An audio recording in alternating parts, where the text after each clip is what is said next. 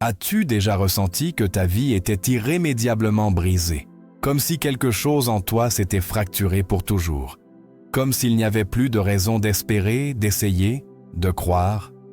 Peut-être qu'aujourd'hui, tu contemples les ruines d'un rêve, les vestiges d'une relation, les décombres de ta foi.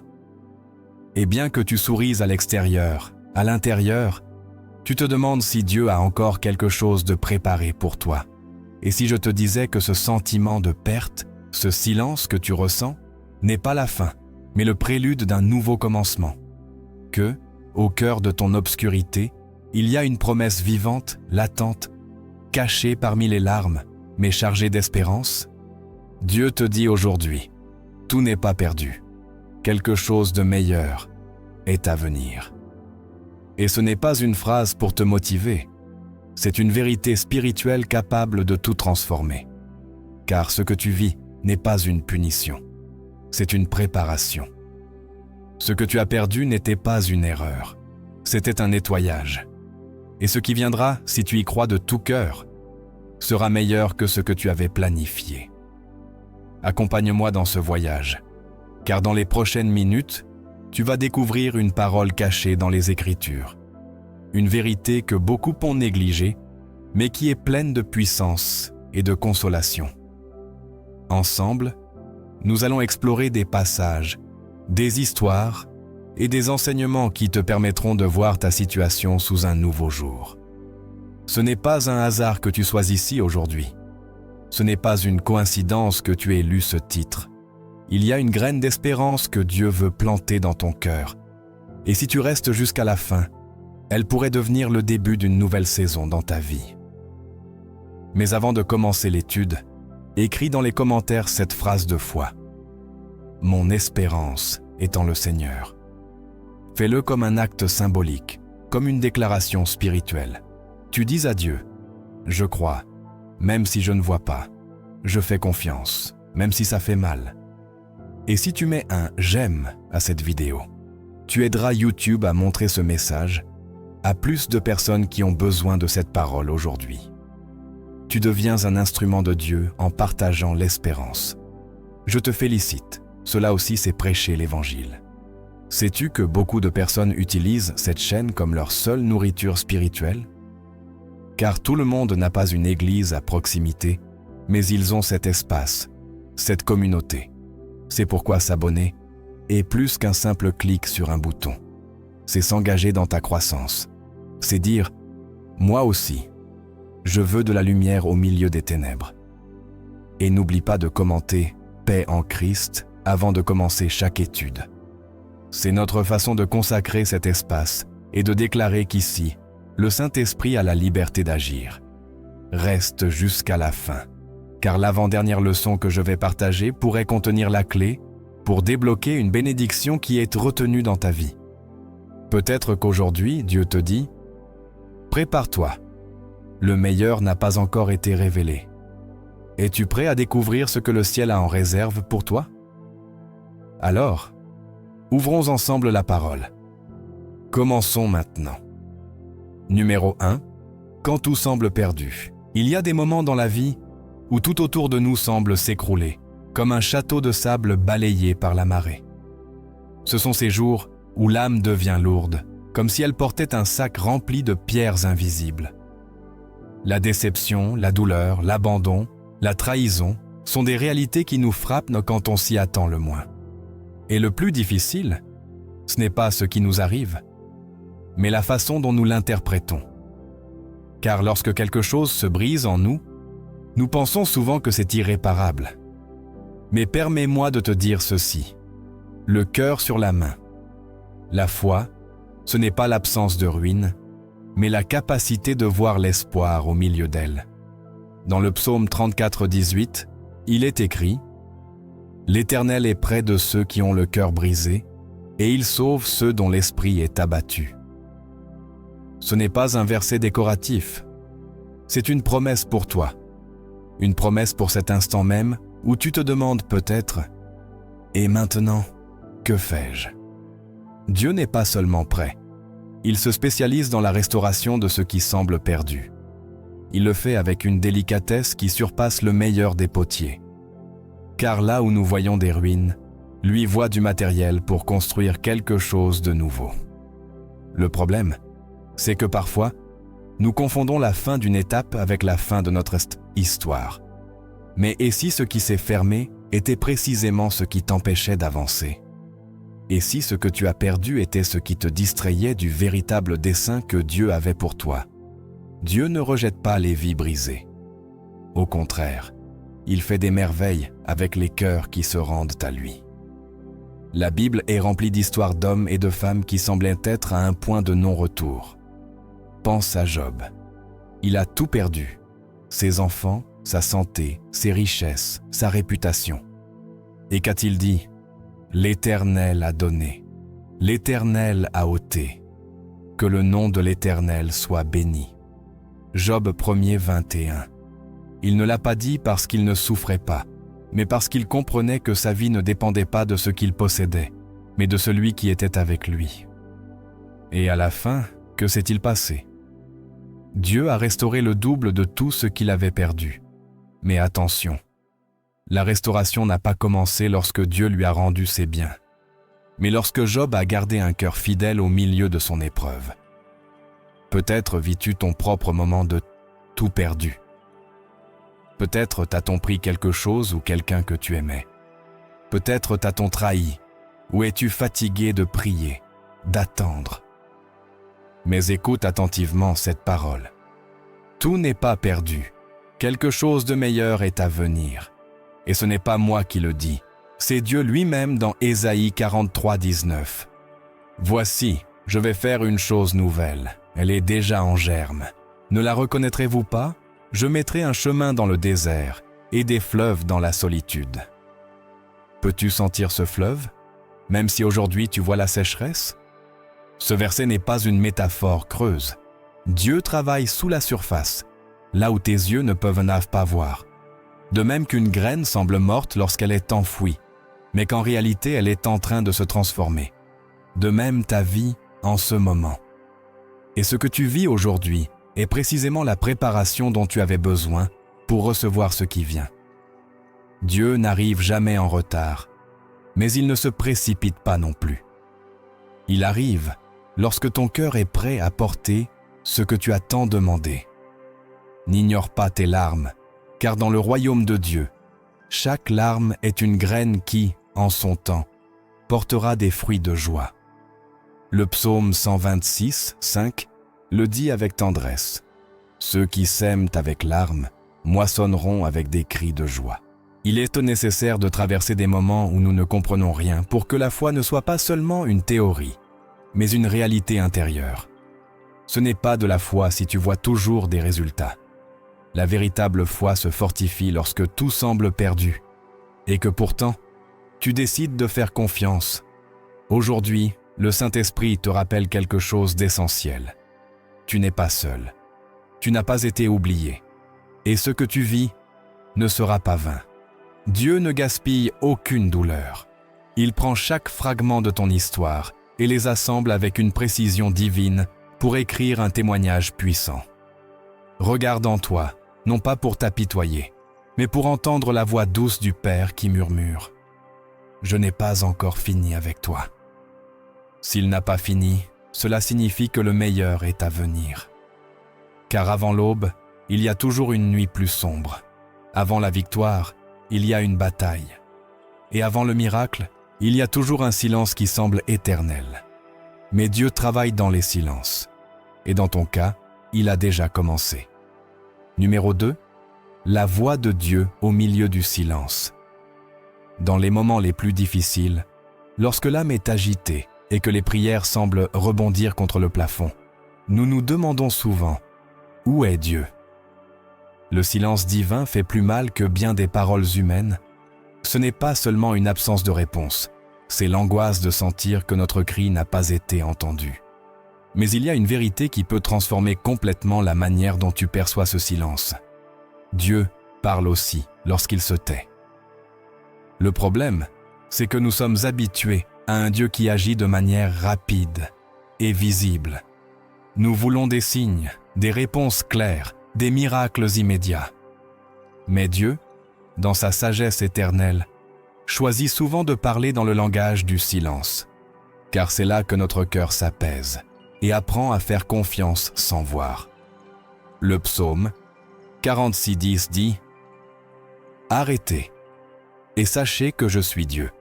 Ce n'est pas dans l'agitation, mais dans le calme, dans l'abandon apparent, que son identité se révèle.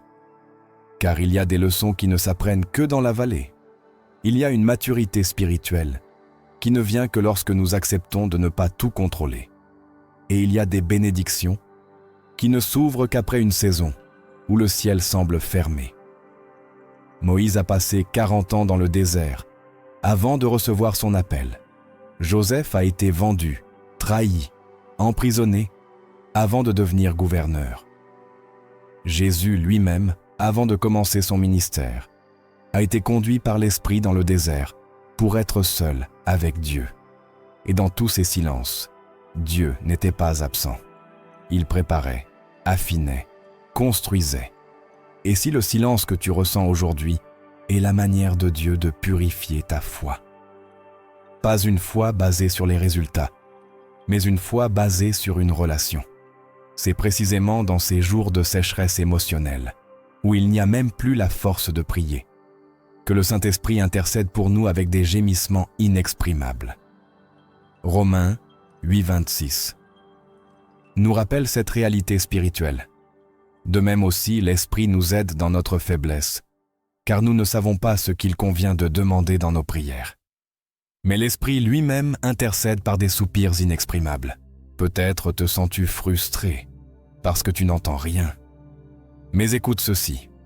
Le silence de Dieu n'est jamais de l'indifférence. C'est une intention. Il travaille dans ce que tu ne vois pas, pendant que tu penses qu'il n'y a pas de mouvement. Dans l'invisible, des choses s'alignent, des choses que tu n'imagines même pas. Et lorsque son temps viendra, tu verras que tout ce qui semblait figé était en réalité une construction secrète depuis les fondations. Tu peux faire confiance même quand tu ne comprends rien. C'est la grande épreuve de la foi. Et si tu parviens à rester ferme dans ce temps, tu seras prêt à recevoir une révélation qui changera ton histoire. Dans les psaumes, nous trouvons une autre promesse qui console profondément dans ces temps. Le matin, fais-moi entendre ta bonté, car en toi je me confie. Fais-moi connaître le chemin où je dois marcher, car j'élève à toi mon âme. Psaume 143, 8. Dieu n'a pas besoin de crier pour être clair. Parfois, ses paroles les plus profondes arrivent navantandi sous forme d'une paix inexplicable ou d'une sensation intérieure qui te dit « Continue, ne t'arrête pas encore ». Lorsque les disciples étaient là dans la barque et que la tempête s'est déchaînée, Jésus dormait. Ils pensaient qu'il s'en moquait. Mais Jésus ne dormait pas parce qu'il ignorait le danger. Il dormait parce qu'il connaissait la fin de l'histoire. Et il fait de même avec toi. Il n'est pas anxieux. Il n'est pas alarmé. Il a déjà vu la fin de ton processus, et elle est bonne. Alors, si aujourd'hui tu sens que Dieu garde le silence, ne l'interprète pas mal. Cela ne signifie pas qu'il t'a abandonné. Cela signifie qu'il fait confiance à ta croissance, à ta persévérance, à ton cœur. Fais de ce silence un autel. Fais de cette attente une prière constante. Et souviens-toi, les réponses les plus puissantes ne viennent pas toujours enveloppées de paroles, mais de présence. Et là où est sa présence, tout peut changer, car même quand tu n'entends pas sa voix, il reste fidèle. Numéro 3. Ce que tu as perdu n'était pas la fin. Il y a des pertes qui nous marquent à jamais. Un travail qui s'évanouit, une relation qui se brise, un diagnostic inattendu, une prière qui n'a pas été exaucée comme nous l'espérions. Et il est naturel de penser « Qu'ai-je fait de mal? Pourquoi cela m'arrive-t-il? Et maintenant, que reste-t-il de moi ?» Mais je veux te parler avec sincérité et tendresse. Ce que tu as perdu n'était pas la fin. C'était le début de quelque chose que tu ne comprends pas encore. Car Dieu, dans sa parfaite sagesse, permet parfois que certaines portes se ferment pour nous ouvrir d'autres que nous n'aurions jamais imaginées. Et bien qu'aujourd'hui tu ne vois que des fragments, il est déjà en train de concevoir quelque chose de magnifique avec tes morceaux. Le roi David a vécu cela. Avant d'être oint comme roi, il a été méprisé par sa famille, ignoré par son père et a dû vivre des années de persécution. Il a perdu sa stabilité, sa liberté, ses amis. Et pourtant, au milieu de ces pertes, il a rencontré Dieu d'une manière qui n'aurait pas été possible dans le confort du palais. Dans le psaume 27, 10, David écrit avec un mélange de douleur et de foi. « Car mon père et ma mère m'ont abandonné, mais l'Éternel me recueillera. » Il comprenait quelque chose que tu dois te rappeler aujourd'hui. Quand tout le reste s'effondre, Dieu demeure. Et quand tout le reste s'en va, il se rapproche. Et si ce que tu as perdu était une réponse déguisée? Parfois, nous prions pour que quelque chose reste, sans réaliser que cette permanence aurait pu nous éloigner du dessein éternel. Il y a des relations qui, si elles avaient continué, t'auraient détourné. Il y a des portes qui, si elles ne s'étaient pas fermées, auraient allé cacher ce dont tu es vraiment capable. Et il y a des pertes qui, bien qu'elles aient fait mal comme l'enfer, t'ont poussé vers le ciel. Paul l'a vécu aussi. Dans Philippiens 3,7, il a dit quelque chose de profond.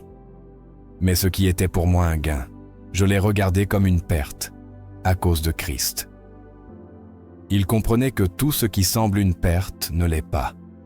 Certaines choses qui s'en vont sont une libération. Certaines choses qui font mal sont un entraînement. Dieu ne te rend pas toujours ce que tu as perdu, mais il te donne toujours quelque chose de plus grand, de plus pur, de plus aligné sur ton destin. Souviens-toi de Ruth. Elle a tout perdu, son mari, sa terre, son avenir. Mais ce n'était pas la fin. C'était le point de départ d'une histoire qui la mènerait directement à la généalogie de Jésus. Si elle n'avait pas perdu ce qu'elle aimait, elle n'aurait pas trouvé ce que l'éternité avait réservé pour elle. Et toi aussi, tu marches vers ton Bethléem, même si tu ne le sais pas encore. Il y a des chemins qui ne se révèlent qu'après une perte.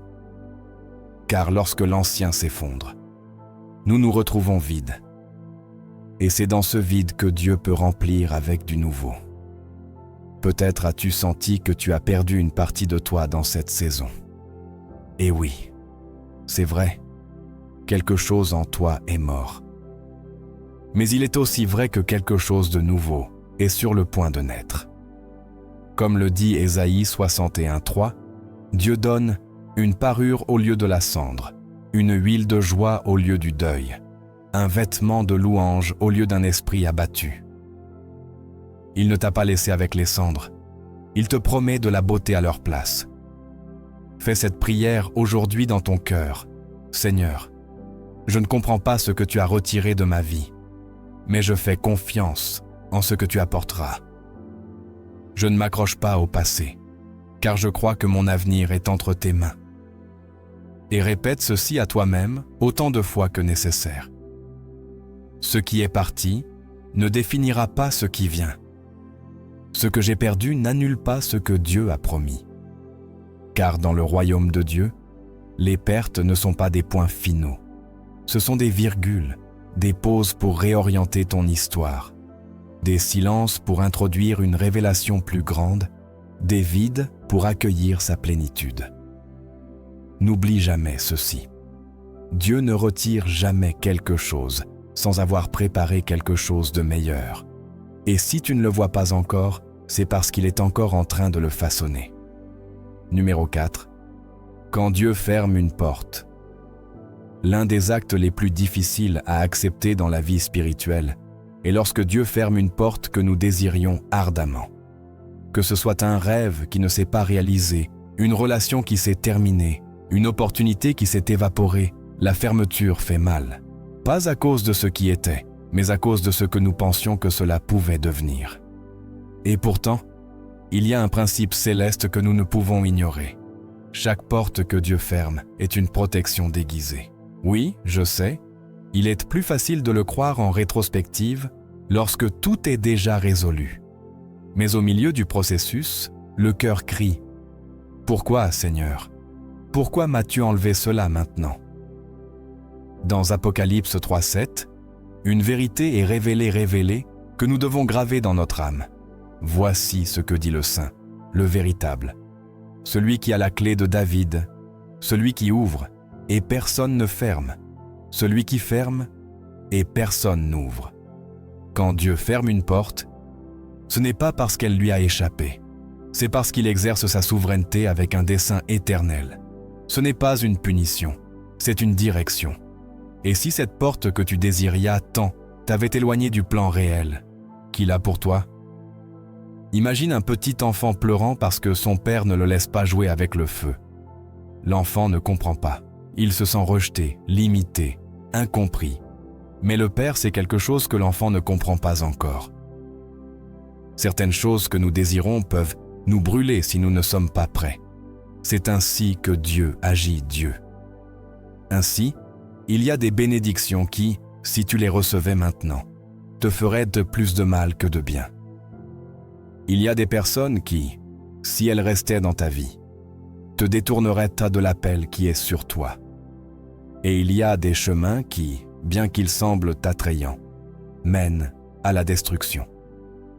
Le psaume 84:11 le dit, « Car l'Éternel Dieu est un soleil et un bouclier. L'Éternel donne la grâce et la gloire. Il ne refuse aucun bien à ceux qui marchent dans l'intégrité. » Cela signifie que si quelque chose n'est pas arrivé ou c'est terminé, c'est parce que ce n'était pas le bien qu'il avait pour toi. Faire confiance à cela n'est pas facile, mais c'est là que la foi mûrit. Regarde le cas de Paul. Il voulait aller en Asie pour prêcher. Quelle noble intention! Mais dans Actes 16:6, il est dit que le Saint-Esprit l'en a empêché. Peux-tu imaginer à quel point cela a dû être déroutant pour lui? Et pourtant, ce nom divin l'a conduit en Macédoine. Et de là, l'Évangile a commencé à se répandre dans toute l'Europe. Dieu voit d'en haut ce que nous ne voyons que d'en bas. Pendant que tu regardes une porte fermée avec frustration, il est en train d'ouvrir des fenêtres d'opportunités que tu ne peux pas encore voir. Ne t'accroche pas à ce qui n'a plus de vie. Ne continue pas à frapper là où il n'y a plus de réponse. Le même Dieu qui ferme dirige aussi. Et souvent, cette fermeture n'est que le premier pas vers un destin plus élevé, plus complet, plus glorieux. Es-tu prêt à faire confiance dans le silence de cette porte fermée? Es-tu prêt à lâcher prise, même si tu ne comprends pas, en sachant que ce que Dieu a préparé est plus grand que ta perte? La véritable foi ne célèbre pas seulement ce qui arrive, elle honore aussi ce que Dieu a décidé de ne pas permettre. Aujourd'hui, je t'invite à prier avec cette attitude. Seigneur, merci pour les portes que tu as ouvertes, mais aussi pour celles que tu as fermées. Merci de me protéger, même quand je ne l'ai pas compris. Je me rends à ta volonté, même si je ne vois pas le chemin. En faisant cela, quelque chose se brise dans le ciel. Pas une porte, mais un voile. Le voile de la confusion, de la douleur, de la résistance. Et derrière ce voile, t'attends le nouveau commencement que seul Dieu peut donner. Numéro 5, l'espérance qui ne déçoit pas. Il existe une espérance qui n'est pas liée aux circonstances, qui ne dépend pas de ce que tu vois, et qui ne s'affaiblit pas face aux mauvaises nouvelles. Cette espérance ne naît pas d'une pensée positive, ni de la force de volonté humaine. Elle naît de l'Esprit de Dieu qui habite en toi.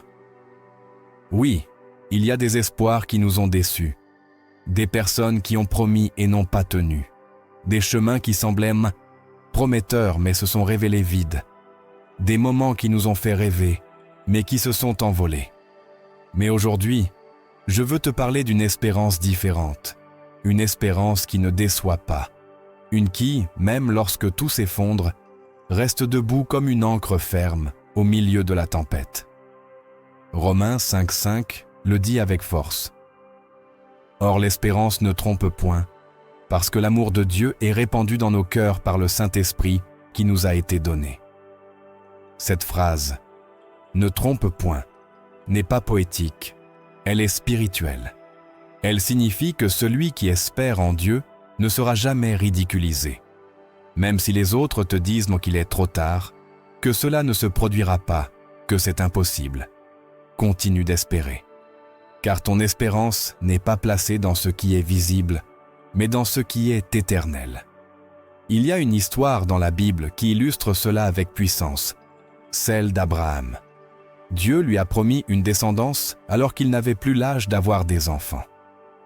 Les années passèrent, des décennies. Son corps vieillissait. La logique disait qu'il était absurde de continuer à espérer. Mais qu'a fait Abraham? Espérant contre toute espérance, il crut. Romains 4,18. Il a cru malgré tout ce qui disait non. Il a espéré même lorsque le temps se moquait de lui. Et par cette foi, il a vu l'accomplissement. Et toi, tu as encore cette espérance qui résiste au passage du temps. Car l'ennemi de ton âme veut que tu abandonnes. Il veut que tu crois que si cela n'est pas arrivé maintenant, cela n'arrivera jamais. Mais ne te trompe pas. Dieu ne se conforme pas à ton calendrier. Il agit selon son dessein, et lorsque son dessein et ta préparation se rencontrent, alors viendra ce que tu désires tant. Le psaume 13,5 nous enseigne comment attendre. « J'espérais en l'Éternel, mon âme espéra, et j'ai attendu sa promesse. » Voilà la clé. Il ne s'agit pas seulement d'attendre, mais d'attendre en ce qu'il a dit. Quand tu attends une promesse humaine, tu te frustres. Mais quand tu attends ce que Dieu a prononcé, tu te fortifies. Attendre n'est pas passif. Ce n'est pas rester assis les bras croisés. C'est louer pendant que tu attends, prier pendant que tu attends, servir pendant que tu attends. C'est marcher avec la certitude que quelque chose de bon est en chemin, même sans aucun signe extérieur. Car l'espérance véritable se nourrit du caractère de Dieu, pas des circonstances. Et si cette période d'attente forge en toi la capacité à porter la bénédiction qui vient? Dieu ne veut pas seulement te donner quelque chose. Il veut te préparer à ne pas le perdre une fois que tu l'auras reçu. Alors, ne renonce pas. Ne te retire pas du processus. N'éteins pas ta louange. Car l'espérance que Dieu place en toi est comme une flamme. Elle peut vaciller sous le vent, mais elle ne s'éteint pas. Aujourd'hui, je te dis de la part du ciel, continue d'espérer, même si tu ne comprends pas. Continue de croire, même si tu ne vois rien. Car un accomplissement vient vers toi, avec un nom et une date divins.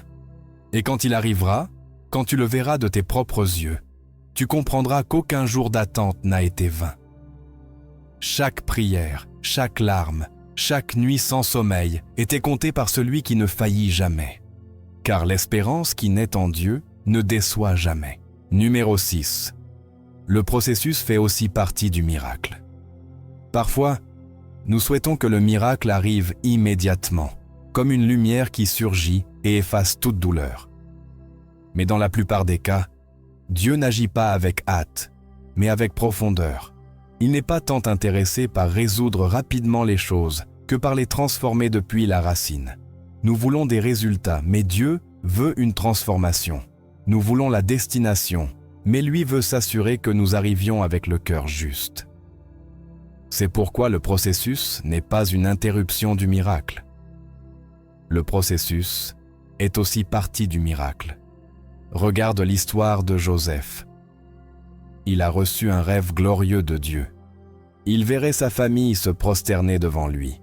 Il aurait une position d'autorité. Mais avant que cela ne se réalise, il a traversé le puits, l'esclavage, l'injustice, la prison. Était-ce une erreur? Non, c'était partie du plan. Car dans ce trajet, Dieu ne préparait pas seulement la destination de Joseph, il façonnait aussi son caractère. Et si ce que tu vis maintenant n'est pas une punition, mais une formation? Le four ne détruit pas l'or, il le purifie. Et tu n'es pas puni, tu es façonné dans un dessein. Dieu ne forme pas des géants spirituels dans le confort. Il laisse les formes dans la grotte, dans la pénurie, dans la solitude. Et chaque étape de ce processus, même si elle fait mal, travaille pour ton bien. Romains 8h28 nous le rappelle. Nous savons que toute chose concourt au bien de ceux qui aiment Dieu. Pas certaines, toutes. Même celles que tu ne comprends pas, celles que tu n'as pas demandées, celles que tu préférerais éviter. Le processus n'est pas agréable, il est inconfortable. Mais c'est là que ta foi s'étire, que ton cœur s'humilie, que tes genoux se plient, non par défaite, mais par dépendance. Pense au peuple d'Israël. Dieu aurait pu les conduire par le chemin le plus court d'Égypte à la terre promise. Mais il a choisi le désert. Pourquoi ? Parce qu'avant de les amener dans un nouveau lieu, il devait faire sortir l'Égypte de leur cœur. Ils avaient une mentalité d'esclaves, et on ne conquiert pas des promesses avec une mentalité asservie. C'est pourquoi le processus était nécessaire. De même pour toi, Dieu te veut t'amener à un nouveau niveau, mais pour cela, il doit faire sortir de toi la peur, l'orgueil, la dépendance humaine, l'autosuffisance. Car le miracle n'est pas seulement ce que tu recevras à la fin. Le miracle est aussi en qui tu deviens en chemin. Le psaume 66:12 dit « Tu ne nous as fait passer par le feu et par l'eau, et tu nous as fait parvenir à l'abondance. » Vois-tu ? Ils se sont passés par le feu, mais ils sont arrivés à l'abondance. Es-tu prêt à rester dans le processus, sans fuir avant le temps ? Beaucoup abandonnent juste avant le déchirure. Beaucoup renoncent à leur foi juste au moment où le ciel était sur le point de répondre. Mais toi, tu es ici. Tu écoutes. Et cela était déjà un signe que Dieu n'a pas fini avec toi. Alors, ne presse pas le Père. Il sait le moment exact où la porte doit s'ouvrir. Et en attendant, chaque jour que tu vis, chaque larme qui tombe, chaque prière que tu fais est une partie du miracle qui vient. Ne sous-estime pas le processus. Ne le déteste pas. Embrasse-le.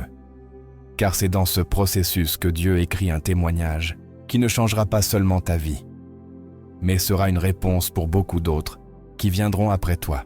Numéro 7. La foi qui soutient quand tout vacille. Il y a des moments où la vie tremble, des moments où ce qui semblait stable commence à s'effondrer. L'économie chute, la santé faiblit, les relations se refroidissent, les plans changent sans préavis. Et au milieu de tout cela, il n'y a qu'une seule chose qui peut te maintenir debout. Une foi qui ne dépend pas de ce que tu vois, mais de ce que tu crois. Nous ne parlons pas d'une foi théorique, apprise dans les livres ou chantée dans les cantiques. Nous parlons d'une foi profonde, éprouvée, forgée à feu lent par les processus de la vie. Une foi qui, comme le chêne, devient plus forte à chaque tempête. Hébreux 11, 1 nous donne une définition claire. Or, la foi est une ferme assurance des choses qu'on espère, une démonstration de celles qu'on ne voit pas. La foi, c'est regarder une situation brisée et dire « Dieu est toujours aux commandes ». C'est ne rien comprendre, mais continuer à marcher. C'est pleurer la nuit, mais croire que le matin apportera la joie. La foi, c'est quand tu es blessé, mais que tu pries quand même. C'est quand tu es fatigué, mais que tu te lèves quand même. C'est quand il n'y a aucun signe, mais que tu décides d'avancer quand même. Pense à Pierre, marchant sur les eaux. Il avait Jésus devant lui, et tant qu'il gardait les yeux fixés sur lui, il marchait sur l'impossible. Mais lorsqu'il a regardé le vent, lorsqu'il a laissé la peur parler plus fort que la foi, il a commencé à s'enfoncer. Et c'est une grande leçon pour nous. Ce qui nous fait sombrer, ce n'est pas la tempête, c'est à qui nous choisissons de regarder. Le monde crie la peur, les circonstances hurlent le chaos. Mais ton esprit doit apprendre à répondre par la foi, non par les émotions, mais par la conviction.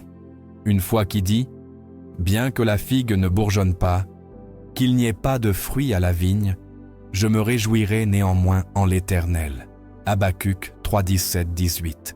C'est la foi que le ciel reconnaît. Pas celle qui attend que tout soit clair, mais celle qui marche dans le brouillard, confiante que Dieu a déjà tracé le chemin. Quand tout vacille, il y a quelque chose qui ne bouge pas. La parole de Dieu. Le psaume 125 premier dit « Ceux qui se confient en l'Éternel sont comme la montagne de Sion, Elle ne chancelle point, elle est établie pour toujours. Tu peux être comme cette montagne, non pas parce que tu es fort, mais parce que tu as décidé en qui tu places ta confiance. La foi n'est pas une émotion, c'est une décision quotidienne. Et souvent, tu devras la choisir contre tes sens. Es-tu prêt à croire, même si tu ne le ressens pas? C'est cette foi qui plaît à Dieu. Pas celle qui attend des confirmations à chaque pas, mais celle qui dit « Même si je ne vois rien, je sais que Dieu agit. » L'ennemi essaiera d'affaiblir ta foi avec des doutes, des pensées comme « Et si rien ne change? Et si c'est la fin ?» Mais tu as l'autorité de t'élever et de déclarer « Je ne marcherai pas par la vue, je marcherai par la foi, car mon Dieu est fidèle, même quand je ne comprends pas sa manière. » Et lorsque tu prends cette position spirituelle, quelque chose change. Peut-être pas à l'extérieur, mais à l'intérieur de toi. Et quand ton intérieur est ferme, l'extérieur ne te domine plus. Aujourd'hui, je t'invite à affirmer cette vérité dans ton cœur. Ma foi n'est pas dans ce que je possède, mais dans celui qui me soutient quand tout manque. Car le sol peut trembler. Mais si ta vie est bâtie sur le roc, tu ne tomberas pas. Tu ne feras que croître. Numéro 8. Quand ces dieux arrivent au dernier moment. Dieu n'arrive pas toujours quand nous le voulons, mais il arrive à temps. C'est l'une des leçons les plus difficiles et les plus glorieuses de la vie spirituelle. Le ciel ne répond pas par urgence, il répond par dessein. Et même si le miracle semble retardé, l'horloge de Dieu ne se trompe jamais. La attente peut te faire mal, mais Dieu ne manque jamais le moment exact. Il voit le tableau complet pendant que tu n'observes qu'un fragment. Et souvent, il permet que nous arrivions au bord, à la limite, à la dernière corde, pour que, lorsque l'impossible se produit, nous sachions que c'était sa main et non la nôtre. Il y a une histoire qui proclame cette vérité avec force, la résurrection de Lazare. Jésus aimait Lazare. Et lorsqu'il a reçu la nouvelle de sa maladie, il était resté 2 jours de plus là où il était. Peux-tu imaginer ce que Marthe et Marie ont ressenti? Elles ont sûrement pensé « Pourquoi n'est-il pas venu? Pourquoi a-t-il tardé ?» Et pourtant, lorsque Jésus est enfin arrivé, il n'a pas fait une guérison, il a fait une résurrection. Car parfois, Dieu permet que quelque chose meure pour te montrer qu'il a pouvoir sur la mort. Parfois, il retarde une réponse pour t'accorder quelque chose de plus grand que ce que tu avais demandé. Il n'est pas venu pour guérir Lazare, il est venu pour le ressusciter. Et si ce qui semble un retard est en réalité une préparation pour quelque chose de plus glorieux. Dieu ne s'agit pas par pression. Il agit lorsque son intervention glorifie davantage son nom. Regarde ce que Jésus a dit dans Jean. 1. Cette maladie n'est point à la mort, mais elle est pour la gloire de Dieu, afin que le Fils de Dieu soit glorifié par elle. Il n'ignorait pas la douleur. Son dessein allait au-delà de la douleur. Et toi? Es-tu prêt à continuer de croire, même si tout semble tardif? Car la véritable foi est celle qui reste ferme, même lorsque le miracle semble perdu. Il y a quelque chose de beau dans l'attente de Dieu au dernier moment. Car quand il arrive, tout change en un instant. Ce qui était sombre s'illumine, ce qui était perdu se retrouve, ce qui semblait mort ressuscite. Le psaume N 27, 14 nous donne une clé spirituelle puissante. Espère en l'Éternel, fortifie-toi et que ton cœur s'affermisse. Espère en l'Éternel. Ce n'est pas un appel à se résigner, c'est un appel à résister, à rester ferme avec espérance, sachant que Dieu a son heure parfaite. Te souviens-tu de ce jour où tu sentais que tu ne pouvais plus tenir, et juste là, quelque chose a changé?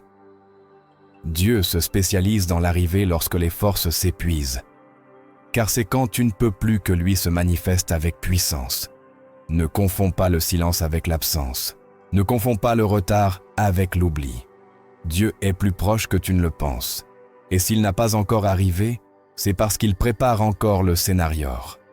Sa parole pour toi aujourd'hui est « Attends ». Fais confiance. Je n'ai pas oublié ta prière.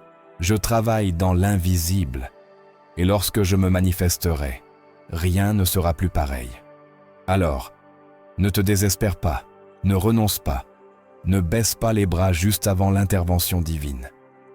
Car si Dieu arrive au dernier moment, c'est pour que tu vois le miracle de près, sans distraction ni doute. Et quand tu le verras, tu sauras que chaque seconde d'attente en valait la peine. Numéro 9. Le jour où tout change. Il y a un instant dans la vie spirituelle où tout s'aligne. Pas parce que tout s'améliore à l'extérieur, mais parce que quelque chose à l'intérieur change pour toujours. Ce jour-là, il n'y a pas d'annonce, pas de cloche, pas de lumière. Mais ton âme le sait. Aujourd'hui, quelque chose de différent a commencé. C'est le jour où la foi cesse d'être un concept pour devenir de l'oxygène. Où les promesses de Dieu cessent d'être un texte ancien pour devenir ta nourriture quotidienne. C'est le jour où tu n'as pas peur de la douleur, mais où tu apprends à marcher avec elle sans perdre l'espoir. Le jour où, sans t'en rendre compte, tu te lèves de la défaite avec un nouveau feu dans le cœur. Ce jour peut être aujourd'hui, ce jour peut commencer maintenant. Car dans le royaume de Dieu, le changement n'arrive pas quand tout s'améliore, il arrive quand tu décides de croire différemment. Quand tu cesses de regarder le passé avec regret et que tu commences à voir le futur avec attente. Quand tu abandonnes le « pourquoi » pour déclarer le « pourquoi ». Ésaïe 61 le proclame avec une autorité qui réveille l'âme. « Lève-toi, resplendis, car ta lumière est venue et la gloire de l'Éternel s'est levée sur toi. » Ce n'est pas seulement une invitation, c'est une activation. Cela te dit, ne reste pas à terre. Ce qui était sombre est sur le point de briller. Ce qui semblait mort est sur le point de s'éveiller.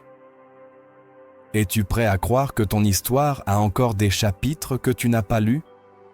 Car beaucoup ont déjà enterré leurs rêves. Ils se sont déclarés vaincus. Ils ont accepté de vivre dans les ruines. Mais toi, tu as une promesse qui n'a pas expiré. Tu as un Dieu qui écrit encore des dénouements glorieux. Le jour où tout change n'arrive pas toujours avec des miracles visibles.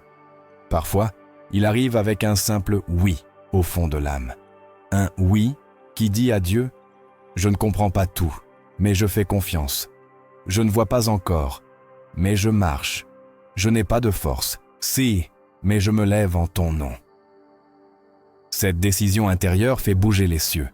Le psaume 40, 2 le décrit avec splendeur. Il m'a fait remonter de la fosse de la destruction, du bourbier fangeux. Il a établi mes pieds sur le roc et il a affermi mes pas. C'est le résultat de ton « oui ».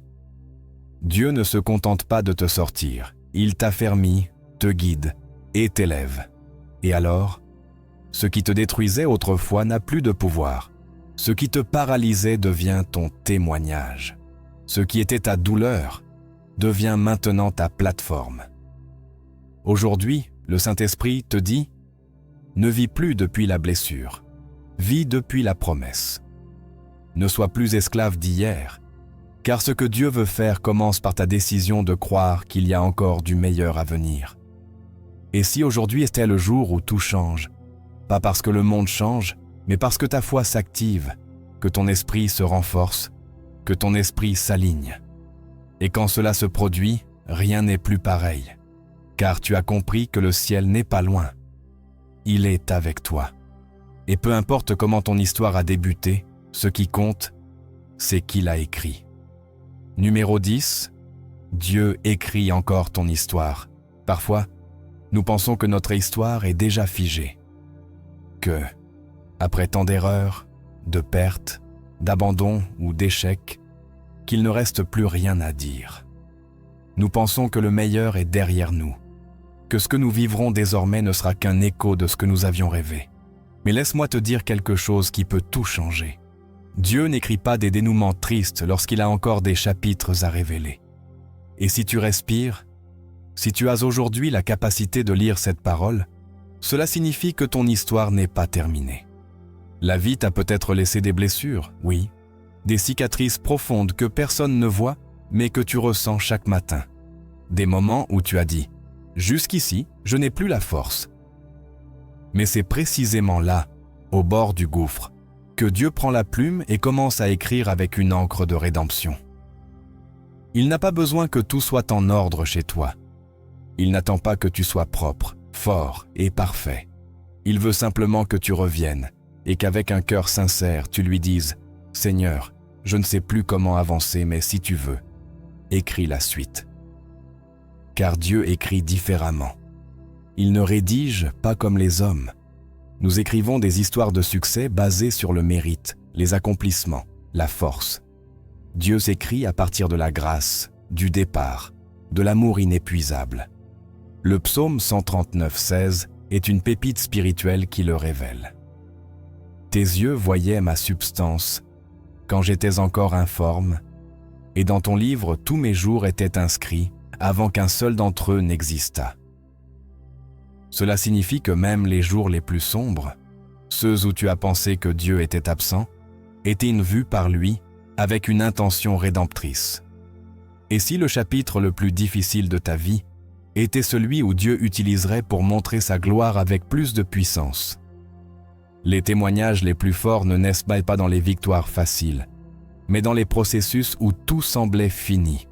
Et soudain, que Dieu apparaît et change tout.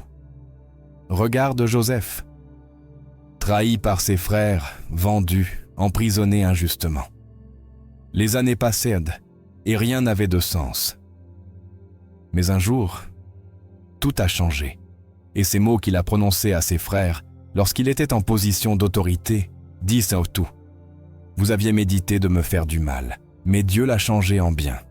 Genèse 50:20. C'est ce que fait Dieu. Il transforme le mal en bien. Il change la trahison en plateforme, les prisons en dessein. Peut-être toi aussi tu as traversé des saisons où tu as senti que personne ne te voyait, que ton histoire avait perdu son éclat, sa direction, son espoir. Mais écoute attentivement. Dieu n'a pas lâché la plume, et même si tu crois que le silence était un abandon, en réalité, c'était le moment précis où il commençait à écrire quelque chose de complètement nouveau. Jésus a fait cela encore et encore. Il prenait des gens brisés, marqués, rejetés, et écrivait de nouvelles histoires avec eux. La femme samaritaine, qui avait eu 5 maris et vivait avec un 6e, est devenue la première évangéliste de sa ville. Pierre, qui a renié Jésus 3 fois, a été le premier à prêcher avec puissance et à voir 3000 conversions en un seul jour. Paul, qui persécutait l'Église, a écrit presque tout le Nouveau Testament. Que vois-tu en commun? Ils ont tous été touchés par la grâce. Ils pensaient tous que leur histoire était terminée, jusqu'à ce que Dieu les rencontre. Et s'il l'a fait avec eux, il peut le faire avec toi. Dieu ne pardonne pas seulement ton passé, il réécrit le cours de ton histoire. Et chaque ligne qu'il écrit est porteuse de dessein, de restauration, de sens, de direction. Aujourd'hui, tu es peut-être comme une page blanche après tant de douleurs. Mais dans les mains de Dieu, ce n'est pas du vide. C'est un espace disponible pour un nouveau commencement. Peu importe ce que les autres ont écrit sur toi. Peu importe ce que tu as toi-même écrit dans la désespération. Quand tu remettras ton cœur à l'auteur de la vie, tout peut être réécrit avec beauté, puissance et éternité. Et quand ce jour viendra, car il viendra, quand tu regarderas en arrière et verras le chemin parcouru, tu diras « Ça valait la peine de continuer. Ça valait la peine de faire confiance. Ça valait la peine de donner à Dieu le contrôle. » Car là où tu ne voyais qu'un point final, Dieu voyait une nouvelle page. Et là, avec une patience éternelle, il continue d'écrire ton histoire, une ligne d'espoir à la fois. Numéro 11. Le dessein derrière la douleur. Il n'y a pas de douleur inutile dans le royaume de Dieu. Bien qu'elle semble souvent injuste, accablante ou insensée, toute souffrance offerte aux pieds de Christ devient une semence de dessein. Dieu ne cause pas toutes les douleurs que tu vis, mais il peut tout racheter. Et lorsqu'il entre dans ton brisement, ta blessure devient un canal de sa gloire. Beaucoup demandent « Pourquoi Dieu permet-il que je traverse cela ?» Mais peut-être que la véritable question est « Que veut-il faire avec ce que je traverse ?» Car la douleur, lorsqu'elle est remise à Dieu, cesse d'être une punition pour devenir une construction. Une construction de caractère, de foi, de compassion. Romains 8,18 nous donne une promesse incontournable. J'estime que les souffrances du temps présent ne sauraient être comparées à la gloire à venir qui sera révélée pour nous. Cette gloire à venir n'est pas seulement le ciel futur, c'est aussi la transformation intérieure que Dieu opère au cœur des épreuves. Regarde l'histoire de Job. Il a tout perdu, famille, santé, richesse. Et bien qu'il ne comprenait rien, il a choisi de rester intègre. À la fin, Dieu a restauré sa vie au double. Mais ce qui était le plus puissant, ce n'était pas ce qu'il a reçu, mais ce en quoi il s'était transformé. Job est passé de connaître Dieu par oui-dire à le connaître par expérience. Mon oreille avait entendu parler de toi, mais maintenant, mon œil t'a vu. Job 42,5. Te rends-tu compte? La douleur a été le pont qui l'a conduit à une révélation plus profonde de Dieu. Et la même chose peut arriver. Tu ne souffres pas parce que Dieu t'a oublié. Tu es façonné pour quelque chose que tu ne comprends pas encore pleinement. Parfois, la douleur vient pour nous faire taire, pour calmer le bruit, pour nous obliger à écouter le Père. Car il y a des choses que Dieu ne révèle que dans la vallée. Le psaume 119, 71 le dit avec sincérité. Il m'a été bon d'être affligé, afin que j'apprenne tes prescriptions. C'est dans la douleur que l'âme devient sensible. C'est dans la faiblesse que nous reconnaissons notre besoin de Dieu. Et c'est là, précisément là, que sa force se perfectionne dans notre fragilité.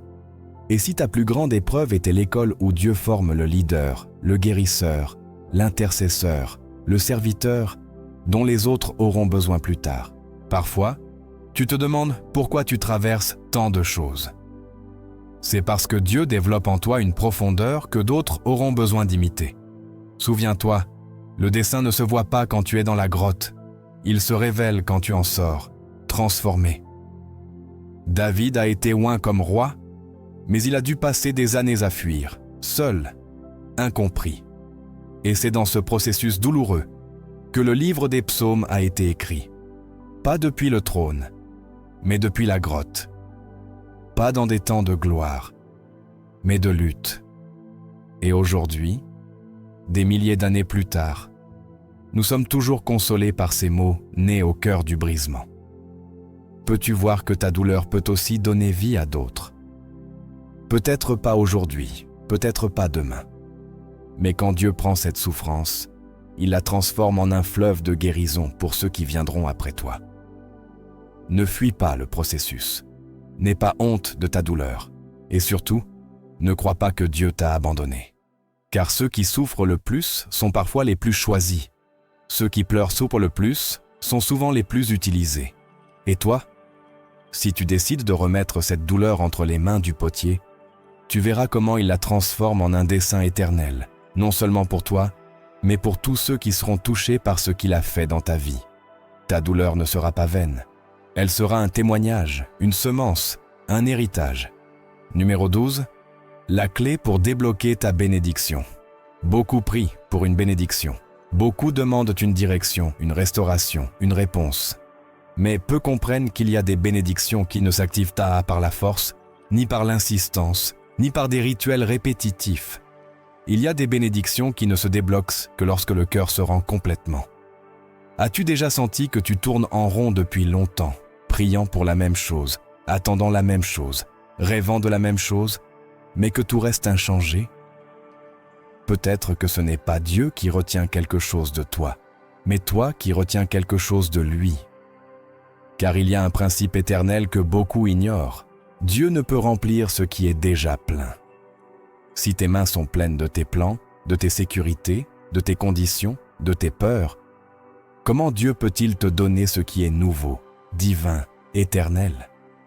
La rendition n'est pas un signe de faiblesse, mais de maturité spirituelle.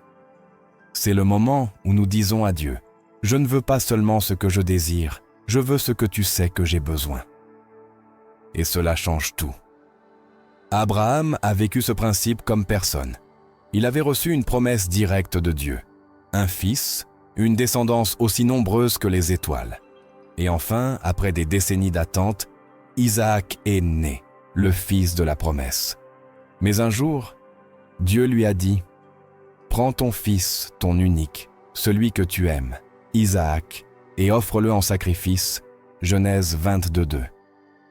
Ce n'était pas une épreuve de cruauté, c'était une épreuve de confiance suprême. Dieu ne voulait pas le sacrifice physique d'Isaac, il voulait le cœur sans réserve d'Abraham. Et lorsqu'Abraham a gravi ce mont, à chaque pas, il disait « Dieu, je te fais confiance plus qu'à mes émotions, plus qu'à ma logique, plus qu'à mes peurs. » Et juste au moment où il a levé le couteau, Dieu l'a arrêté. Et à cet instant, un bélier apparut, pris dans un buisson.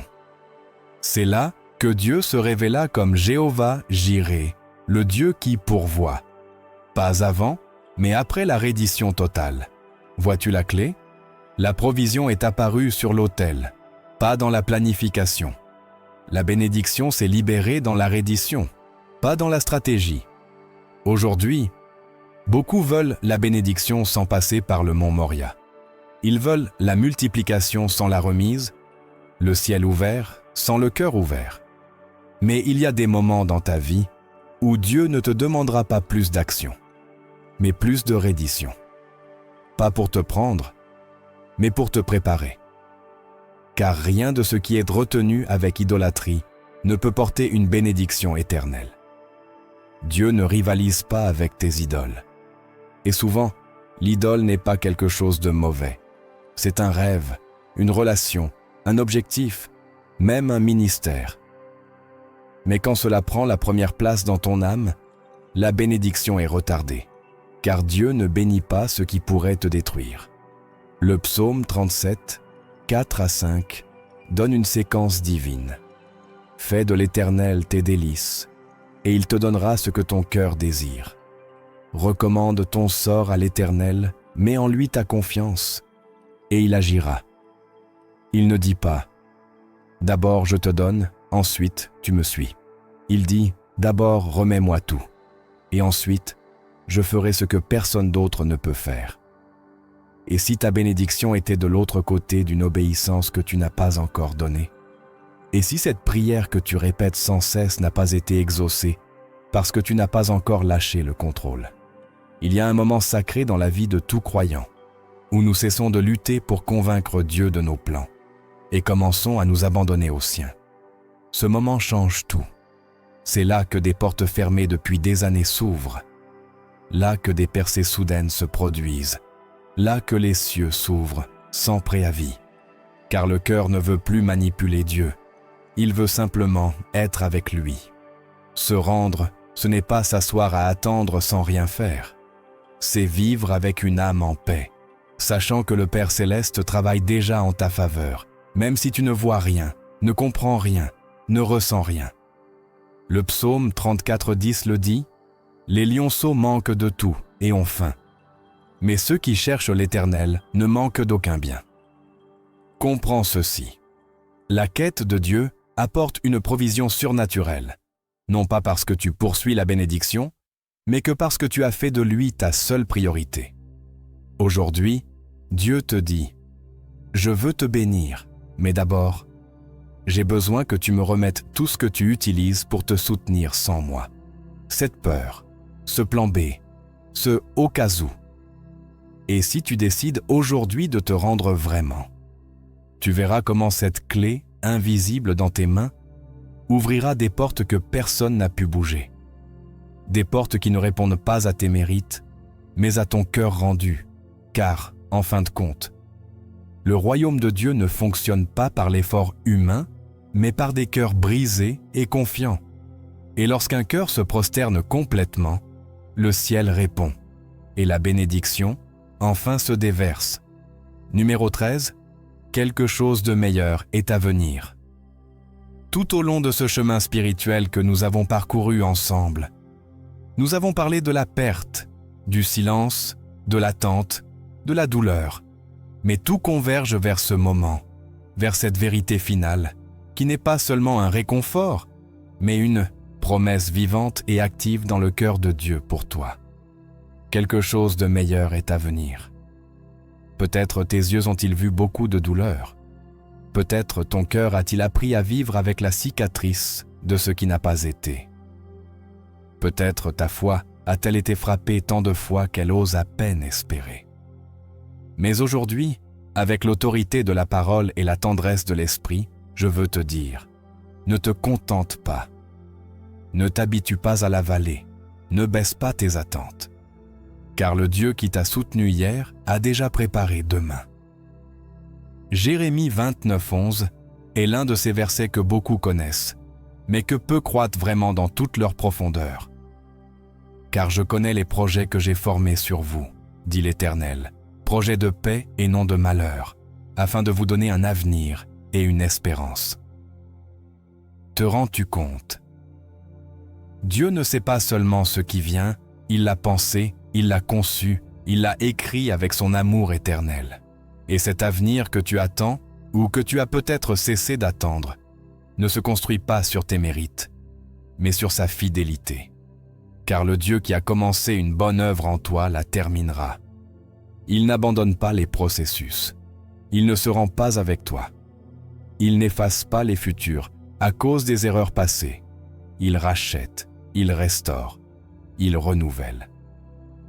Et si tout ce que tu as vécu jusqu'à maintenant n'était que le prologue de ce que Dieu veut vraiment faire avec toi? Les hommes regardent hier et disent « c'était tout ».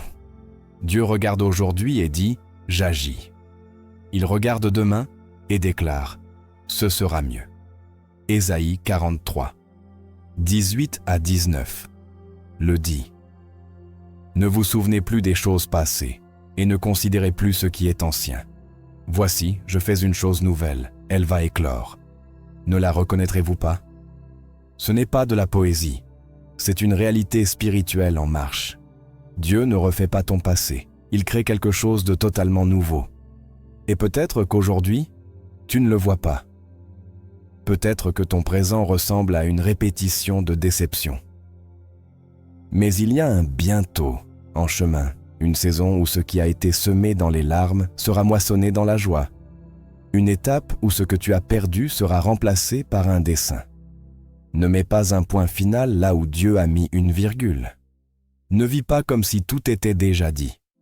Le ciel n'a pas dit son dernier mot sur toi. Et quand Dieu parle, tout change. Peut-être que le miracle n'arrivera pas comme tu l'as imaginé. Peut-être que la bénédiction n'aura pas l'emballage que tu attendais. Mais lorsque Dieu agit, son plan est plus grand que ton imagination, plus profond que ta logique, plus beau que tes meilleurs rêves. Romains 13h28 te le rappelle. Nous savons que toutes choses concourent au bien de ceux qui aiment Dieu. Pas certaines, toutes. Y compris ce que tu as perdu, ce que tu n'as pas compris, ce qui a fait mal, ce qui n'est plus là. Tout, absolument tout, sera tissé par le Père dans un plan parfait et éternel. Alors, relève ton visage, secoue la poussière de ton âme, fais de la place pour le nouveau, car quelque chose de meilleur est à venir. Et pas parce que je le dis, pas parce que c'est une belle phrase, mais parce que c'est la voix du Père qui ne ment jamais. Il te murmure aujourd'hui, alors que tu termines cette étude, « Prépare-toi ». Car ce qui vient sera plus grand que ce que tu as perdu, plus doux que ce que tu as imaginé, plus profond que ce que tu as rêvé. Et quand ce jour arrivera, tu ne te demanderas pas pourquoi cela a pris si longtemps. Tu diras, « Maintenant je comprends. Ça valait la peine d'attendre. » Car quelque chose de meilleur n'est pas seulement un espoir, c'est une certitude dans le cœur de celui qui se confie en Dieu. Tu es arrivé jusqu'à la fin et ce n'est pas rien. Tout le monde ne le fait pas. Beaucoup commencent mais se distraînent, abandonnent, s'en vont. Toi, tu es resté. Tu as écouté chaque parole, chaque enseignement, chaque appel de l'Esprit. Et pour cela, ce moment est aussi une bénédiction spéciale pour toi. Je veux que tu écrives dans les commentaires sur cette phrase « Je suis prêt pour le nouveau que Dieu a pour moi ». Ne l'écris pas comme une routine. Fais-le comme une déclaration spirituelle pour que le ciel la lise, pour que tu la confirmes toi-même, et pour que nous puissions voir qui sont ceux qui marchent avec foi jusqu'au bout. Car tu n'es pas ici par hasard. Tu es ici parce que Dieu t'a choisi pour quelque chose de plus grand. Aujourd'hui, tu as été nourri par la parole. Tu as été consolé, confronté, transformé. Et cela, cher frère, c'est quelque chose de sacré. Ne le garde pas dans ton cœur comme un souvenir. Partage-le, propage-le, sème cette parole dans d'autres. En partageant cette vidéo, en mettant un j'aime, en t'abonnant, tu ne soutiens pas une chaîne, tu étends le royaume. Tu ouvres des chemins pour que d'autres, comme toi, reçoivent de reçoivent de la vie au milieu du désert. Et si tu fais déjà partie de cette communauté, quelle fierté spirituelle tu dois ressentir. Car tu soutiens un autel où chaque parole peut changer des éternités. Si tu n'es pas encore abonné, je t'invite à le faire maintenant. Fais-le comme un acte de foi, comme si tu disais « Seigneur, je veux continuer à apprendre de toi. Je veux être plus proche. » Et si tu es déjà membre, je te bénis, car ta présence ici soutient cet espace pour tant d'âmes qui n'ont ni église, ni guide, ni réconfort. Et toi, tu es une réponse pour eux. Pense à ceci. De même qu'une graine peut pousser sans que personne ne voie le processus, une parole partagée peut transformer une vie entière, sans que tu ne le saches. Peut-être que quelqu'un, dans la nuit la plus sombre de sa vie, verra cette vidéo parce que tu l'as partagée et décidera de ne pas abandonner, de croire encore, de vivre. C'est cela, prêcher. C'est cela, être lumière. C'est cela, faire partie du plan éternel de Dieu. Maintenant, ferme les yeux. Respire profondément. Reste quelques instants en silence. Laisse la musique de fond t'envelopper. Laisse le Saint-Esprit sceller dans ton cœur ce que tu as reçu aujourd'hui. Ne pars pas précipitamment. Ne brise pas cette connexion. Reste un peu plus. Ne coupe pas ce moment sacré. Et pendant que tu es là, immobile, rendu, remercie. Bénisse ton processus. Embrasse ce que tu as été et prépare-toi pour ce que tu seras. Car si tu es arrivé jusqu'ici, c'est parce que Dieu n'a pas fini avec toi. Et ce qui vient sera encore plus glorieux. Amen.